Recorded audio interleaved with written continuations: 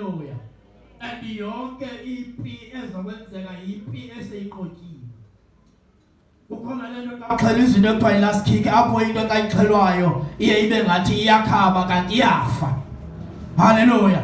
Kodwa ukufakwayo ngeke kube khona ungekafiki kwindawo ekumele ukuthi ube kuyo. Ngoba lithi izwi lenkosi uThixo wathatha igunya walibeka emntwini ukuthi makanyathele phezu kwenyoka. Haleluya.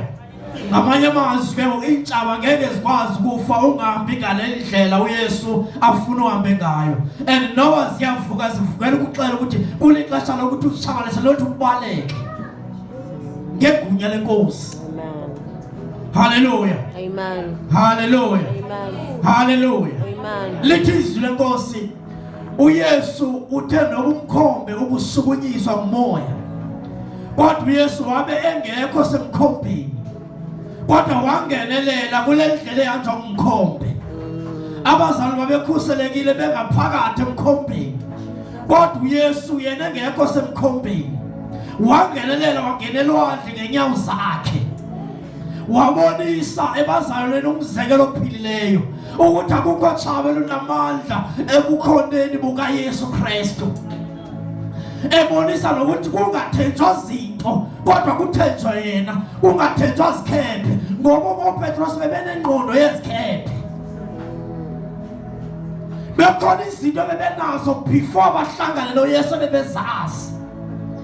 Bebekwazi ukwenza izikhephe ngokwabo basazi uba ehluhlobo lesikhephe ngeke luwe.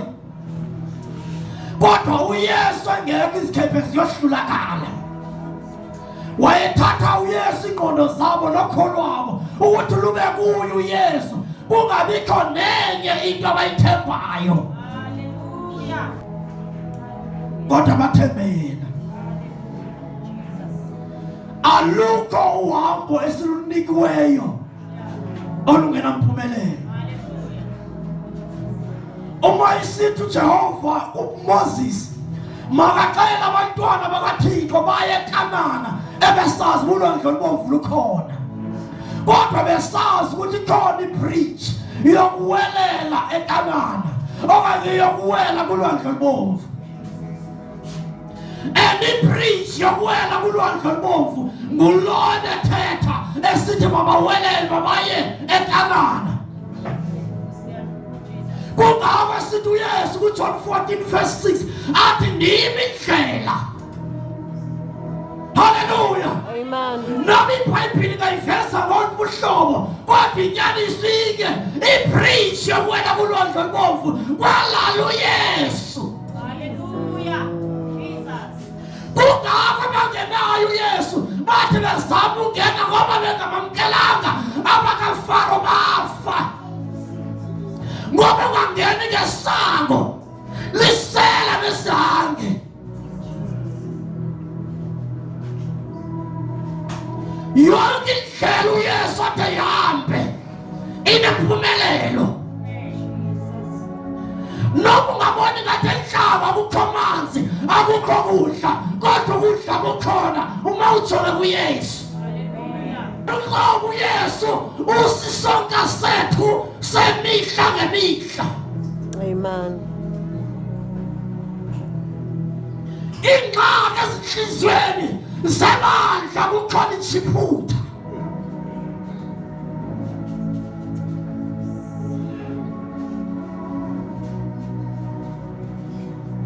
Ngeke ngikwazi ukuyenza into ethile uThixo uyandazi mina ngipay 2 rand. Ngeke ngikwazi usikhupha isishulu. Ingxaki ukhona isiphutha. Enhlizweni yakho ukhona ukuhluleka. Enhlizweni yakho ukhona inhlupheko. Unqula ukuhlupheka. Uyisaka umkhulu uthi ninje Thixo. Umelele. Ungabi sankinkisha kodwa unezinto ezininzi ngoba wamkela icebo likaThixo. Inkothelo masivuka enhlizweni yakho usithi mina nayo le angikwazi kwenza le funa uThixo wazi zonke izinto uyafuna wazi zonke izinto. Uyayazi waxa ithatha lento wena usiya kuphumelela. Kodwa mawuyigcina lento ugcina inhlupheko.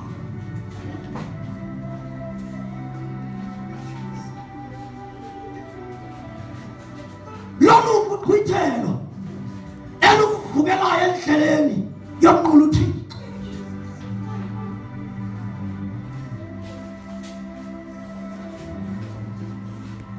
uYesu nesisa unobele unothando kodwa sihlabelele ngoba sihlabele uYesu siwulesisile yomnqulu uYesu ingathi siyagqibelisa namhlanje asizophinde simbule.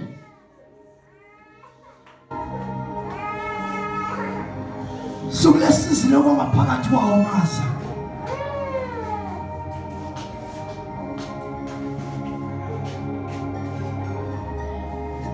funeka ubuye ukhumbule ukuthi kutheni lapha, ubuye ukhumbule ukuthi uYesu wakuthathaphi.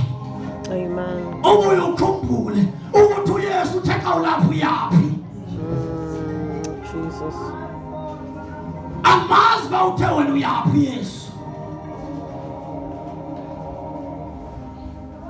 Kodwa khumbula ukuthi uYesu ayithethileyo kwabazali uthe babayiwelele ngaphesheya, injongo yokuwela ngaphesheya kwakhona imiphefumulo yophukileyo ngaphaya kolwandle.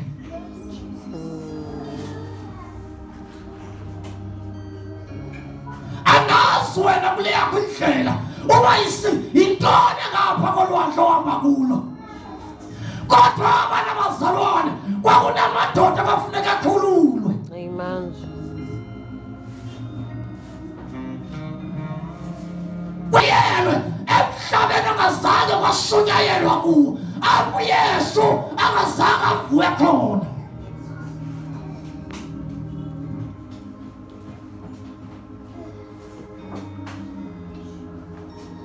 uYesu